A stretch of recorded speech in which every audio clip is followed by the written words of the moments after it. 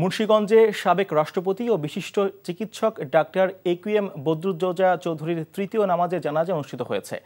সকাল 10টার দিকে মুন্সিগঞ্জ শ্রীনগর উপজেলা স্টেডিয়ামে হাজারো মানুষের উপস্থিতিতে জানাজা নামাজ অনুষ্ঠিত হয়। এতে উপজেলা প্রশাসনের কর্মকর্তা, বিভিন্ন রাজনৈতিক দলের স্থানীয় নেতৃবৃন্দ এবং গণ্যমান্য ব্যক্তিবর্গ অংশ নেয়। পরে সাবেক রাষ্ট্রপতির মরদেহ নিয়ে যাওয়ার কথা রয়েছে তার গ্রামের বাড়িতে।